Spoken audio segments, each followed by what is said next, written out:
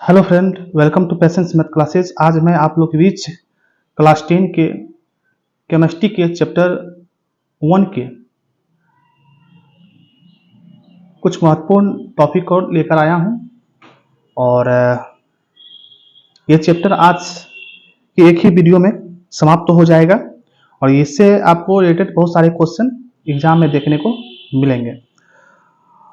जिन्होंने अभी तक नोट्स नहीं लिया है या जिनको नोट्स की आवश्यकता है वो हमारे इस नंबर पे 88 57 84 58 22 वाले नंबर पे व्हाट्सअप करें, मैं उसे नोट्स भेज दूंगा। तो चलिए, चैप्टर 1 जो है उसका नाम है आपको रासायनिक अभिक्रिया एवं समीकरण। ठीक है, तो रासायनिक अभिक्रिया है क्या? वह क्रिया जिसमें अभिकर्मक आपस में मिलकर उत्पाद बनाते हैं उसे रासायनिक अभिक्रिया कहते हैं। ठीक है, यानी कि उत्पाद का निर्माण करते हैं। जैसे कि मान लीजिए हम खिचड़ी बना रहे हैं, जैसे एक सिंपल सा उदाहरण आपको दे रहे हैं। जैसे कि मान लीजिए चावल, ठीक है, तो चावल में जब आप दाल डालिए तो क्या तैयार होगा? खिचड़ी तैयार होगा। तो उसके बीच में क्या हुआ? रासायनिक अभिक्रिया हुआ। ठीक है, जैसे उदाहरण के लिए भोजन का पचना, तो रासायनिक अभिक्रिया हो रहा है इसमें। श्वसन, ये भी इसमें भी रासायनिक अभिक्रिया हो रहा है। लोहे पर जंग लगना, ये भी रासायनिक अभिक्रिया हो रहा है। दही का बनना, इसमें भी रासायनिक अभिक्रिया हो रहा है। ठीक है, तो इससे अभिक्रमक में जब दो या दो से अधिक पदार्थ तो क्रिया कराते हैं तो इससे एक नया उत्पाद का निर्माण होता है। ठीक है, तो इसी को हम लोग कहते हैं रासायनिक अभिक्रिया। ठीक है, नेक्स्ट आपका है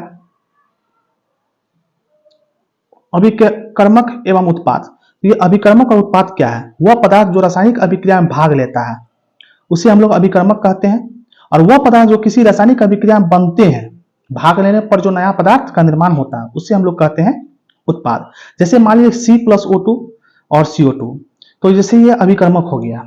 दो या दो से अधिक पदार्थ को जब हम जोड़ते हैं तो इससे एक नया पदार्थ का निर्माण होता है। जो पदार्थ इसमें भाग लिया उसको हम लोग कहते हैं अभिकर्मक, और भाग लेने पर जो नया पदार्थ का निर्माण हुआ उसे हम लोग कहते हैं उत्पाद।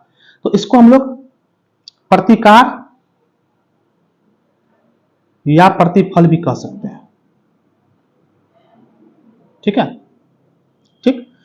शब्द, नेक्स्ट पॉइंट है आपका शब्द समीकरण। तो इसमें अभिकर्मक और उत्पाद को उसके नामों से दर्शाते हैं। जैसे मान लीजिए कि यहाँ पर एक सिंपल उदाहरण आपको बता रहे हैं, जैसे कार्बन है तो कार्बन को इसका नाम से हिंदी नाम लिख देते हैं। O2 मतलब ऑक्सीजन, इसके नाम से इसको हम लोग दर्शाते हैं तो उसी हम लोग कहते हैं। जैसे यहाँ CO2 हुआ तो इसको हम लोग हिंदी में लिख दिए कार्बन डाइऑक्साइड। तो इस नाम से जो दर्शाया जाता है उसी को हम लोग कहते हैं शब्द समीकरण। ठीक है, नेक्स्ट है संयोजन अभिक्रिया।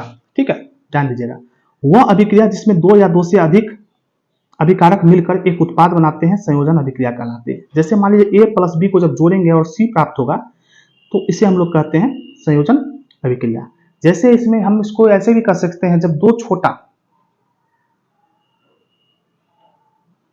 परमाणु को जोड़ते हैं तो उससे बड़ा का निर्माण होता है। ठीक है, तो उसे हम लोग कहते हैं संयोजन अभिक्रिया। जैसे मान लीजिए कि कार्बन और ऑक्सीजन को जब जोड़े तो CO2 प्राप्त हुआ, कार्बन डाइऑक्साइड प्राप्त हुआ। तो दो को मिला और मिलने के बाद क्या हुआ, इसको हम लोग अभिकारक कहते हैं। ये मिलकर क्या बनाया? एक उत्पाद बनाया CO2, इसी को हम लोग कहते हैं संयोजन अभिक्रिया। ठीक है, हाइड्रोजन और ऑक्सीजन को जब जोड़ेंगे तो जल का निर्माण होगा। तो यहाँ भी आपको संयोजन अभिक्रिया हुआ, जब दो को जोड़ने पर एक नया उत्पाद का निर्माण हुआ। दो अभिकर्मक को जोड़े, अभिकारक को जोड़े तो इससे मिलकर जो एक उत्पाद का निर्माण हुआ, इसी को हम लोग करते हैं संयोजन अभिक्रिया की। जो first very very important question है आपको एग्जाम के लिए। ठीक है, इस बार भी टोटल क्वेश्चन आपको एग्जाम में लड़े हैं हमारे, और आपको मार्क्स भी बहुत जल्दी हम अपलोड करके दिखाएंगे। अभी कुछ कारणों से हम वीडियो अपलोड नहीं कर पा रहे थे। अब कोशिश रहेगा कि सभी सब्जेक्ट का वीडियो, मतलब मैथ और साइंस के जितने भी होते हैं, फिजिक्स केमिस्ट्री बायोलॉजी मैथ, ये सारे के वीडियो अपलोड करूं। वियोजन अभिक्रिया, ये क्या है? वह अभिक्रिया जिसमें एकल पदार्थ टूटकर दो या दो से अधिक उत्पाद बनाते हैं उसे हम लोग वियोजन अभिक्रिया करते हैं। एक बड़ा पदार्थ क्या होता है? टूट जाता है। मान लीजिए बड़ा पदार्थ जो है वो A है और ये A टूटकर जो है दो पदार्थ में बदल जाता है, दो छोटे छोटे पदार्थ में बदल जाता है, जैसे B+C में। तो इसको हम लोग कहते हैं वियोजन अभिक्रिया। जैसे उदाहरण के लिए देख लीजिए जल को जब तोड़ेंगे तो ये दो में बदल जाएगा, हाइड्रोजन में और ऑक्सीजन में। ठीक है, और संयोजन अभिक्रिया में क्या होता है? ये जब दोनों मिलता है तो एक बड़ा का निर्माण करता है। ठीक है, अब वियोजन में क्या होता है? एक बड़ा जो है टूटकर जो है दो छोटा छोटा में बदल जाता है। ठीक है, जैसे कैल्शियम कार्बोनेट को ले लीजिए, CaCO3, ये बड़ा है, इसको जब तोड़ेंगे तो CaO और CO2 बनेगा, मतलब कैल्शियम ऑक्साइड और कार्बन डाइऑक्साइड बनेगा। ठीक है। नेक्स्ट है आपका विस्थापन अभिक्रिया। ध्यान दीजिएगा, जब कोई एक तत्व दूसरे तत्व को उसके यौगिक से विस्थापित कर देता है तो यह विस्थापन अभिक्रिया कहलाता है। जैसे मान लीजिए कि Zn और H2SO4 को जब जोड़ेंगे, ठीक है, दोनों के बीच में क्रिया कराएंगे, तो क्रिया करने पर क्या होता है, ZnSO4 यानी Zn और SO4 प्राप्त हो जाएगा, और हाइड्रोजन को क्या किया, विस्थापित कर दिया। ठीक है, इसी को हम लोग कहते हैं विस्थापन अभिक्रिया। ठीक है, ये सारा आपको इंपॉर्टेंट प्रश्न है एग्जाम के लिए। आज पूरा नेक्स्ट हम लोग हैं द्विविस्थापन अभिक्रिया। ये क्या होता है, इस अभिक्रिया में उत्पादों का निर्माण दो यौगिक के बीच आयनों के आदान प्रदान से होता है। मतलब आयन का जो है आदान प्रदान हो जाता है, प्लस वो माइनस में बदल जाएगा और माइनस जो है वो प्लस में बदल जाएगा। ठीक है, यानी उसके आयन उसमें चले जाएंगे और उसके आयन उसमें चले जाएंगे, मतलब हाइड्रोजन के आयन कार्बन में चले जाएंगे, इस टाइप से होता है। जैसे सोडियम सल्फेट और बेरियम क्लोराइड, जब ये अभिक्रिया करवाते हैं तो बेरियम सल्फेट और सोडियम क्लोराइड का जो है निर्माण होता है। जैसे कि NaSO4 और BaCl2, NaSO4 सोडियम सल्फेट का फॉर्मूला होता है और BaCl2 बेरियम क्लोराइड का फॉर्मूला होता है। जब इसको क्रिया कराते हैं तो सल्फेट का निर्माण होता है, बेरियम सल्फेट का, BaSO4 का निर्माण होता है। ठीक है, और साथ में, ठीक है, सोडियम क्लोराइड का निर्माण हुआ NaCl। ठीक है, संतुलित है ये। नेक्स्ट पॉइंट है आपका अपचयन अभिक्रिया। वह अभिक्रिया जिसमें अभिकारक में हाइड्रोजन की वृद्धि होती है या ऑक्सीजन निकलती है, उसे हम लोग अपचयन अभिक्रिया कहते हैं। हाइड्रोजन की वृद्धि होगी या ऑक्सीजन आपको निकलती है। तो यहाँ पर सबसे पहले देख लीजिए ZnO+C, इसमें आपको क्या हो रहा है, ऑक्सीजन निकल रही है, और इसमें हाइड्रोजन क्या होती है, वृद्धि होती है। ठीक है, तो इसी को हम लोग कहते हैं अपचयन अभिक्रिया।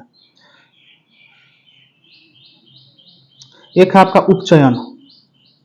ये उपचयन अभिक्रिया क्या है, वह अभिक्रिया जिसमें अभिकारक में ऑक्सीजन की वृद्धि होती है या हाइड्रोजन निकलती है, उसे हम लोग उपचयन अभिक्रिया कहते हैं। जैसे C+O2CO2। ठीक है, इसमें क्या होता है, हाइड्रोजन निकलेगा और उसमें क्या होगा, वृद्धि होगा। अभिकारक और उत्पाद के विषय में तो आपको बता ही दिए। रासायनिक अभिक्रिया में भाग लेने वाले पदार्थ को कहते हैं, और जो नया बनता है उसको उत्पाद कहते हैं। ठीक है, नेक्स्ट, इसको आप कॉपी में उतार लीजिएगा स्क्रीनशॉट ले लेकर। ठीक है, और देखिएगा लगभग क्वेश्चन आपको इसी से लग जाएगा, हमारे पॉइंट से ही लग जाएगा सारा क्वेश्चन। आपको दिखाएंगे बहुत सारे ऐसे छात्र छात्रा हैं जिसका साइंस में जो है आपको 95 भी तो गया है, 85, 95, 92, 93, 97 यहाँ तक गया है। मैथमेटिक्स में भी बहुत सारे बच्चों का 80 से ऊपर क्रॉस किया। बहुत जल्दी आपको सबूत के साथ पेश कर देंगे। ऊष्माक्षेपीय अभिक्रिया, वह अभिक्रिया जिसमें उत्पाद के साथ ऊष्मा का भी उत्सर्जन होता है, उसे ऊष्माक्षेपीय अभिक्रिया कहते हैं। जैसे कोयले का जलना। ठीक है, ये क्या हो रहा है, इसमें ये हो रहा है कि ऊष्मा निकलता है। देखते हैं कोयले को जब जलाते हैं तो किसका निर्माण होता है, क्या किसकी उत्पत्ति होती है। ठीक है, ऊष्माशोषी अभिक्रिया। देखिएगा, जिन अभिक्रिया में ऊष्मा का अवशोषण होता है उसे ऊष्माशोषी अभिक्रिया कहते हैं। ठीक है, BaOH2+2NH4Cl प्लस ऊष्मा। ठीक है, तो ऊष्मा का जब अवशोषण होता है तो उसे हम लोग क्या कहते हैं, ऊष्माशोषी कहते हैं। ठीक है, संक्षारण क्या है, जब किसी धातु का ऑक्सीजन से अभिक्रिया करके खराब हो जाना, यानी किसी धातु का ऑक्सीजन से अभिक्रिया जब करता है तो खराब हो जाना या उसके गुणों में परिवर्तन होना धातु का संक्षारण कहलाता है। या इसको हम इस टाइप से भी कर सकते हैं कि जब कोई धातु वायु या नमी के संपर्क में आता है तो उस पर, ठीक है, हल्के भूरे रंग का परत जम जाता है, जिसे संक्षारण या जंग लगना कहते हैं। दोनों में से किसी का भी आप परिभाषा लिख सकते हैं। और हम आपको दावे के साथ कह सकता हूँ जितना मैं अभी बता रहा हूँ उसके अलावा आपको एक्स्ट्रा कुछ पढ़ना ही नहीं। हाँ, इसमें एक चीज छूट गया आपका, यह चीज क्या छूट गया है कि समीकरण को संतुलित कैसे करना सीखें। ठीक है, तो समीकरण को कैसे संतुलित किया था उस पर हम एक बहुत जल्द वीडियो अपलोड करेंगे आप लोग के बीच में। ठीक है, अब नेक्स्ट क्वेश्चन है, इस बार भी एग्जाम में ये आया है आपको, संक्षारण से बचाव के नियम। लोहे की वस्तु को पेंट करके, लोहे की वस्तु पर ग्रीस या तेल लगाकर, हवा या जल से बचाकर, जिंक का लेप चढ़ा करके। ठीक है, इसको हम लोग बचा सकते हैं। देखे होंगे कि अक्सर आप लोग जैसे कोई ग्रिल तिल यूज करते हैं घर में तो क्या करते हैं आप वहाँ पे आप देखे होंगे उस पर पेंटिंग करते हैं ताकि उस पर जंग ना लगे। नेक्स्ट है विकृत गंधिका, किसी खाद्य पदार्थ का ऑक्सीजन से अभिक्रिया करके खराब हो जाना या बदबूदार पदार्थ में बदल जाना, उसे हम लोग कहते हैं विकृत गंधिका।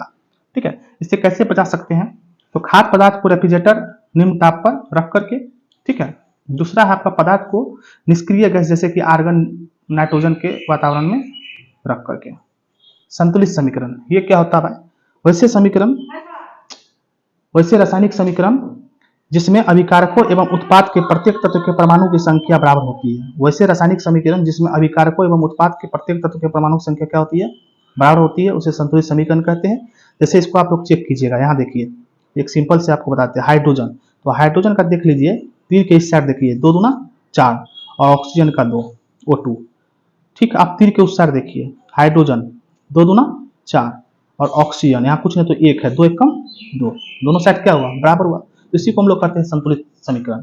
अब सवाल ये उठता है कि इसको हम लोग संतुलित करते क्यों हैं? ये भी क्वेश्चन इस बार पूछा गया है कि समीकरण को हम लोग संतुलित क्यों करते हैं। ठीक है, तो समीकरण को संतुलित करना आवश्यक है क्योंकि द्रव्यमान संरक्षण के नियम के अनुसार किसी भी रासायनिक अभिक्रिया में न तो कोई परमाणु नष्ट होता है और न ही निर्माण। इस नियम के अनुसार दोनों ओर के द्रव्यमान समान होना चाहिए और वो तभी संभव है जब दोनों ओर तत्वों के परमाणु संख्या समान हो।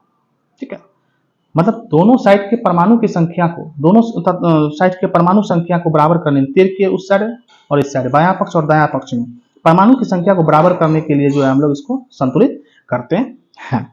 आपको 100% दावे के साथ कह रहे हैं, इस जितना पॉइंट मैं अभी बताया हूं उसके अलावा आपको कोई पॉइंट पढ़ने की आवश्यकता नहीं है, बाकी ऑब्जेक्टिव मैं आपको दे ही दूंगा। ठीक है, और नेक्स्ट, हाँ, बशर्ते इसमें एक सिर्फ समीकरण को संतुलित कैसे करेंगे ये छूट गया, इसका वीडियो हम आपको अपलोड कर देंगे। इसके अलावा आपको कुछ नहीं पढ़ना इस चैप्टर में। जितना फालतू चीज से दूर रहिएगा उतना आपके लिए बेहतर रहेगा। मैं 100% दावे के साथ कर सकता हूँ, जितना पॉइंट मैं बताया हूँ अगर इस चैप्टर से पूछा जाएगा तो इतने सारे पॉइंट से ही पूछा जाएगा। और ऑब्जेक्टिव इसका जो है मैं आपको व्हाट्सएप नंबर पे हमारे आप मैसेज करेंगे, मैं ऑब्जेक्टिव इस चैप्टर का भेज दूंगा। ठीक है, आज के लिए इतना ही, धन्यवाद। फिर हम चैप्टर 2 का वीडियो बहुत जल्द अपलोड करने जा रहे हैं।